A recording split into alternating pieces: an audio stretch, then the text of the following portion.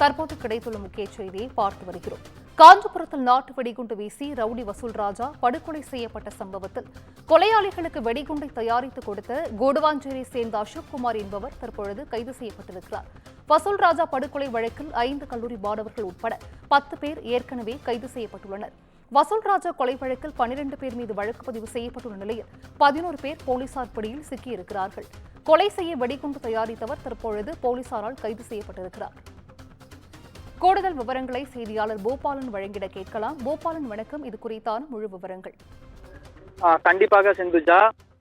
காஞ்சிபுரம் மாவட்டத்தில் கடந்த 11ஆம் தேதி பட்டப்பகலில் திருக்காலிமேடு நியாய விலை கடை அருகாமையில் மர்ம கும்பலால் பிரபல ரவுடி 28 வழக்குகள் சம்பந்தப்பட்ட வசூல் ராஜா என்பவர் வெடிகுண்டு வீசப்பட்டு கொடூரமான முறையில் தாக்கப்பட்டு நிலை குலைந்தபடி இறந்து போன சம்பவம் பெரும் பரபரப்பை காஞ்சிபுரத்தில் ஏற்படுத்தியிருந்தது.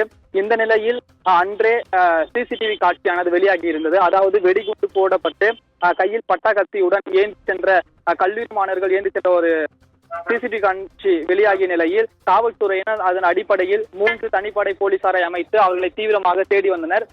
இந்த நிலையில் முதற்கட்டமாக 5 கல்லூரி மாணவர்கள் முதலில் விசாரித்தனர். மேலும் அந்த வழக்கில் சம்பந்தப்பட்ட மேலும் 5 பிடித்து விசாரித்ததில் அதில் 5 பேர் தப்பிக்க முற்பட்டதாக கூறப்படுகிறது. அப்போது அவர்களுக்கு கை கால் முறிவு ஏற்பட்டதாக காவல்துறை சார்பில் தகவலும் தெரிவித்திருந்தனர். இந்த நிலையில் மொத்தம் 10 பேர் முதலில் கைது செய்து நீதிமன்றத்தில் ஆஜர்படுத்தியிருந்தனர். மேலும் இந்த கொலை வழக்கில் 2 பேர்கள் சம்பந்தம் உள்ளதாக காவல்துறை சார்பில் தகவல் தெரிவிக்கப்பட்டது. அதாவது வெடிகுண்டு தயாரித்து தரப்பட்ட ஒரு நபரை தீவிரமாக தேடி வருவதாகவும் தகவல் தெரிவித்தனர். இந்த நிலையில் தற்போது வெடிகுண்டு தயாரிப்பதற்கு உடந்தையாக இந்த அசோக்குமார் என்பவர் இவர் கூடுவாஞ்சேரி பகுதியை சேர்ந்தவதாக காவல்துறை சார்பில் தகவலானது தெரிவிக்கப்பட்டிருக்கிறது.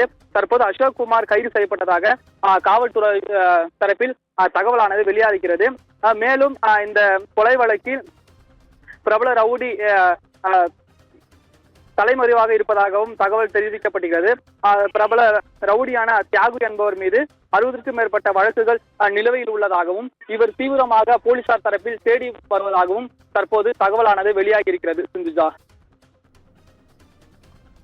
விவரங்களை வழங்கியமைக்கு நன்றி பூபாலன்.